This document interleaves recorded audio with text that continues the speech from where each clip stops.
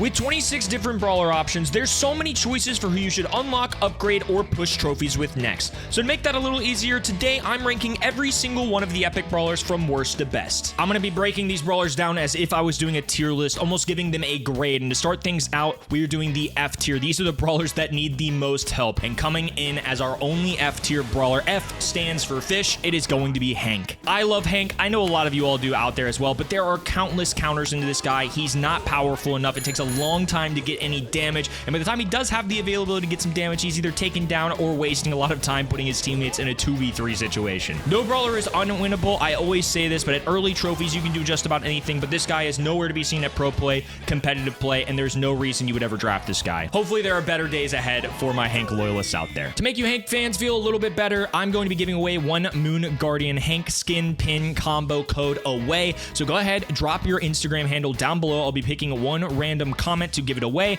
and go ahead and follow me on Instagram at KinningCast while you're at it. Next up, I've got a handful of brawlers in the epic category that are D tier grades. This handful of brawlers have glaring weaknesses or have plenty of brawlers that fulfill the same role as them but do it a lot better. Starting us off is a fan favorite and one that the comments section is always chirping me about every time I make this video. The harsh reality is number 25 Bonnie is just not that good at 3v3. I understand where some of y'all are coming from, especially early on. Any brawler can work. I always say that, but this is about at competitive level, ranked. As you expand and grow throughout the game, Bonnie is somebody that just gets outclassed very easily. 3-tapping and diving on a player is a lot easier at 200, 300, 400, 500 trophies than it is 3-tapping and diving in on better players. That's almost impossible to do. She is somebody that you can easily counter, isn't super strong in any category, and definitely needs some help. I think with a hypercharge, it could really benefit her, but the truth of the matter is Bonnie is just not that special right now. Number 24 is Maisie, and this is another one that the comments section oftentimes argues with me, and I don't really understand why. This kind of grade is not impossible to win with, but it's a lot harder than, say, some of these A tier, S tier brawlers. Maisie early on, if you're in the 100 to 500 kind of trophy stage in 3v3, you can pop off. You can nail some nasty gadget super combos, but Maisie is non-existent at a pro play, non-existent at higher ranked. Really hard to get in rank 30 if you were trying to do it with randoms or even with your buddies. It's just not a special brawler right now. Number 23 is going to be Bo, and his mines can only take you so far. Against noobs, it's going to do really well, but as you expand throughout the game, he's not necessarily the best. Sure, he's going to be a nice one-trick pony in Snake Prairie, but that's about it. Number 22 and number 21 are oftentimes brawlers that I pair together because I kind of view them similarly. They're two tanks that need a little bit more love, and there are plenty of other tanks ahead of them in the totem pole. Number 22 is going to be Ash. Number 21 is going to be Sam. And our final D tier grade is going to be Grom. I think he's kind of on this line of C tier to D tier. I know noobs can really struggle into him, but he's definitely the worst thrower overall in the game other than closing scenarios and knockout. I would rather have plenty of other throwers in the game ahead of him on pretty much every other map and mode, so unfortunately Grom gets left behind here. Now on to our C tier graded brawlers. These brawlers are the definition of average and oftentimes forgot about, but they're still solid brawlers. They're worth playing and from time to time can give you a matchup advantage. Starting us off at number 19 is going to be Edgar. I know this is a fan favorite, but keep in mind this is more meant to be a competitive 3v3 kind of guide. Edgar can work really early on. You could stomp on some players, pop off, but that is really hard to do consistently at a ranked 30 level or a ranked Masters gameplay. He is never going to be drafted. He is never used at pro gameplay because it's really hard to pull him off. He's easily counterable in a draft situation, and on ladder, you kind of have to get some pretty perfect matchups as you climb. So that's one of the reasons I don't think Edgar's going to be that great, especially in this meta right now. Number 18 is going to be Lola, somebody that's just been kind of mid for me for a while. Lola's not bad enough for me to classify her as a D tier or anything, but she's just not elite in any category. She's meant to be this huge threat with her damage, but there are lots of brawlers that kind of can fill her role better. In those mid-range engagements, I think sometimes if you're playing something like a Meg, an Amber, at pro gameplay, they'll whip her out every once in a while depending on the map and mode, but she's really not going to be selected as a first overall pick or in a draft situation ever. Number 17 is Pam, who I view as just a simple control brawler right now. I like her for hot zone, but otherwise she isn't excelling in any categories, so this is a pretty easy one for me to just slot in C tier. Number 16 is going to be Griff. Again, one of these brawlers that's not elite, but certainly worth playing. I think there's also value in this current meta to having some anti-tank in your composition, so that's why I think I'm going to give him right around a C tier grade. His super is a lot of fun. The piggy bank can bring value in ranked. Sometimes you'll see those combinations of a Griff Angelo, a Griff B, something tried and true of wall break plus heavy damage, and then you get those long range sharpshooters to tear open the map. That works once in a blue moon, but nowadays it's not as consistent and there are other better anti-tank brawlers in the meta. Number 15 is one of my favorite brawlers in the game. It is going to be BB. She is a ton of fun, but she's just not at her best right now. There are other tanks that are absolutely insane, so that's at no fault of her own, but I think because of that, she kind of falls down the rating just a little bit. She's going to be more of a C to C plus tier kind of brawler for me. Number 14 is going to be Nani, who I think is in kind of a weird spot right now. I feel this way because she's less applicable than most of the other sharpshooters in the game, but at the same time, she's pretty awesome into countering those same sharpshooters. The hypercharge is also nice to have, but I don't really feel like it elevated her a ton as a brawler. She's still great for knockout, bounty, counter picking some of these other sharpshooters, but outside of that, there aren't any other maps and modes that I would really consider bringing her out. And our final C tier brawler is going to be Pearl. She's solid for knockout, but outside of that, I don't really feel like she's giving you an advantage in any other maps and modes. Her super is meh, and I think it takes a lot of cooking up her shot to be a lethal damage dealer. Obviously, that's kind of how she's built, and at times, that damage has been worth cooking up, but right now, I feel like she's not necessarily at her strongest. Next up, we've got 4 brawlers in the B tier rating. These are brawlers that are all above average, winning brawlers, and can be more regularly used in your rotation. Number 12 is going to be B, and I recognize that she hasn't had any real changes in terms of balances. However, I think because of the current meta we're in and how B is built, she's actually in a pretty good place. She feels a very different role than other sharpshooters, and I think she's kind of played her way into being a stronger anti-tank combo, along with some good gadgets, good supers. I just like the spot that B's in overall. I think she's winning you a lot more games than she is losing you. Number 11 is a popular brawler for newer players. It is going to be Ems. Ems is a solid brawler who's not overly difficult to pilot, and I don't think she's ever going to be your first overall pick or an insane carry at upper ladder / ranked, but she can pump out damage and works really well for control. Other brawlers can suffice for countering tanks just a little bit better than her, but I think she's definitely above average right now, especially considering the stat boost she gets from the hypercharge. She's good, just not quite good enough to be A tier. Number 10 is going to be Mandy. This is one when I made this video a couple months ago that I think I overreacted just a little bit on how good her balance change was going to be. I thought that taking less shots to charge her super would be a bigger deal, but it was only a moderate improvement. Her status in the game hasn't changed much, so she's just hanging here in the B tier. Number 9 is going to be Belle, and on broadcast, I oftentimes coin her as the Swiss Army knife of Brawl Stars. She just has such a variety with her kit that's all really solid in pretty much every meta. She's versatile, has a great collection of maps and modes, and has never really faded below this rating. At her best, she's been S tier. At her worst, I think she's been mid B, and that's just kind of the range that she's in right now. It's always somebody that's good to have in your arsenal. Next up, we've got our A tier graded brawlers, and this is where the real fun starts happening. These are brawlers that are going to be giving you advantages on the maps and mode that they cater towards. Some of them have some really good stats that will eventually be brought down, so they're brawlers you're going to want to take advantage of. First up on the list is number 8, Colette, who is one of the best anti-tank brawlers in the entire game. She's awesome for heist, does several things really well, and is a great brawler to have in your back pocket for ranked across all the different metas. She's great at her role, which makes her an A tier in my books. Number 7 is a sharpshooter that's fallen from grace, and that is Angelo. Angelo is somebody that I'm glad they brought down because he was an S+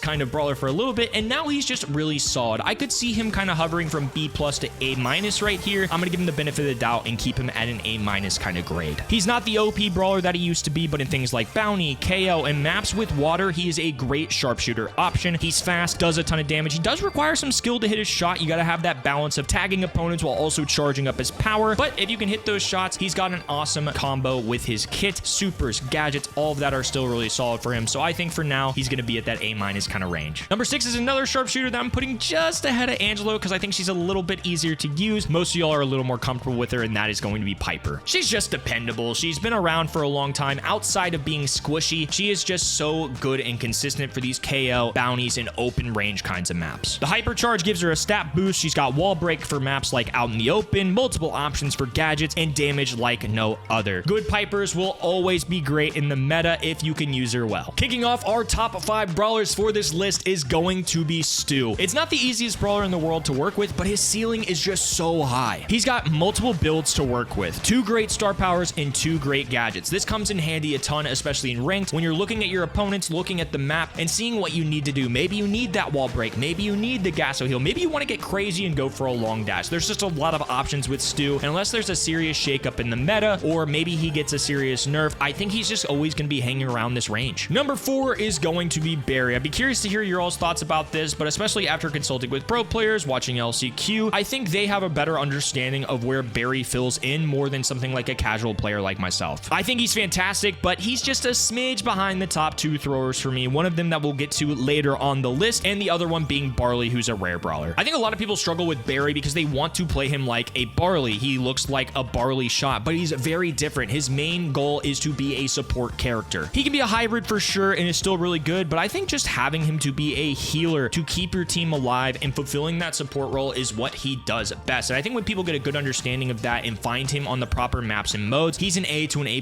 kind of brawler. Number 3 is going to be none other than the big man himself. It is Frank, who despite getting some nerfs is still in an excellent spot right now. He took a little bit of a step back with those nerfs, of course, but he has the potential to just steamroll over opponents, and his rework has given him the strength to be a viable brawler. As always with any tank, even as good as they are in the draft situations, be cognizant of drafting him too early. You can still get countered out with those anti-tank brawlers, but on ladder where it's random and you never know what you're going to get, there are situations where Frank is just going to be able to run over his opponents. This is somebody you can definitely go for those rank 25, rank 30 kinds of pushes. I think eventually Frank will get nerfed even a little bit more because he's just so strong right now. Number 2 is somebody that I really debated to put in the S tier, but they're just not quite there. So consider them an A++ kind of brawler, and that is going to be Larry and Lori. Larry is a top 2 thrower in the game. I think alongside Barley, both of them have a great argument to be number 1 right now. One thing I love about Larry and Lori, and something that I remind people a lot on the broadcast, is that Larry is somebody that can actually hang with tanks. That's something that's rare for throwers. Along with that, he deals great damage, gets an extra spawner with his super, has a fantastic gadget to get him out of bad spots and to heal, and his range is deceptively long. Amazing throwers are some of the hardest things to deal with in the game, so if you're an excellent Larry player or you're just playing him in good spots and matchups, this is somebody that you would want to use a ton in rank to push yourself to masters. It's somebody that I've gotten to rank 30 as well. Borderline S tier, but there are brawlers like Mo, Daryl, and one more that we'll mention that's number 1 on the list that are just kind of above everybody else right now. And finally, we've got our one and only epic rarity brawler in the S tier. These are brawlers that you have to take advantage of while you can before they get nerfed because they are simply out of hand. So number 1 on our list is going to be Gale. Not only because he's my favorite brawler, but I genuinely think he is a top 3 brawler in the entire game. He has one of the most insane hypercharges in the game. He is statistically really strong. 2 great star powers, one that slows, one that stuns depending on the situation and matchups.